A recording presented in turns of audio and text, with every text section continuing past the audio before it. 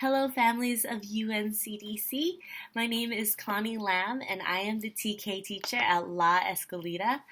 Here's my shirt. It says Official California TK Teacher. I am so excited to have some of your students next year, or to possibly see them come to La Escuelita. And so I wanted to make this video to talk to you a little bit more about what it's going to be like at La Escuelita. And in TK and K. And so the first question that we usually get asked is, what is the difference between TK and K? Our students in TK are a little bit younger than those students going into kindergarten. So in TK, your student's birthday has to be between September 2nd and March 2nd, so they need to turn 5 between those two dates.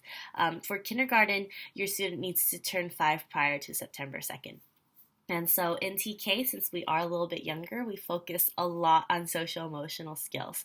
And that means being able to recognize and manage our own feelings, to be able to solve conflicts with other students, to be able to rein in our impulses, and know what to do when we are upset.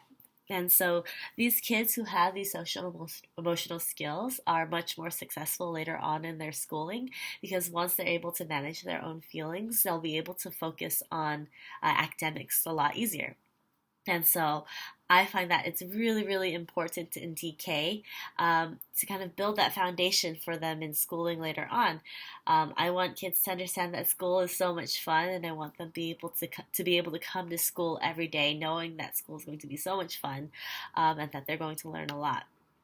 So when it comes to academics in TK specifically, we work a lot in academics, but we also understand that kids will have another year in kindergarten to learn all of the content that we're teaching right now. And so we don't want to push them really hard for all those academics, but have them understand that they are learning even when they're playing. So scientists have discovered that it takes 400 repetitions of something to really form a new synapse in your brain. But if you do it through play, we learn through play, it only takes 10 through 20 repetitions of something to really understand it. And so that is our focus here in TK. Learning through that play, learning through routine. I believe routine is really important, knowing that the same thing is going to come day after day with some changes for novelty, but that routine allows them to understand that the world is predictable. It's not a scary place to be in. It's a place that we can feel safe and that we can learn. And so now I want to go over 3 things that you can actually do at home right now to prepare your child for either TK or kindergarten. So the first thing, very important, is to read to them every single day for at least 15 through 20 minutes. And kids who are really exposed to books, who listen to books being read, are much more likely to try to pick up a book on their own later on. So reading to your child is very important. Number 2, please talk to them every day. Talking to your child allows them to learn more vocabulary, to be able to learn how to have give and take conversation, to be able to read as well later on. If you talk to your child, you can build up their vocabulary, and vocabulary is the first step in reading. If your child is looking at a book and they see a picture of, let's say, an orange, and they don't know what an orange is or how to say it, then they wouldn't be able to read the word orange. And so talking to your child is important to build up their skills.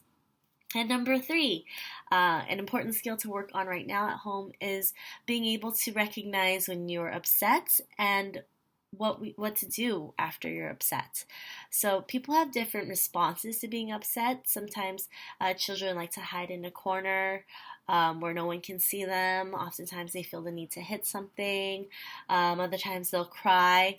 But there are safe ways to be able to calm ourselves down when we are upset. So for example, if they need to hide, then maybe finding a place to hide that is safe and appropriate to hide, like in a calm down corner with soft stuffed animals.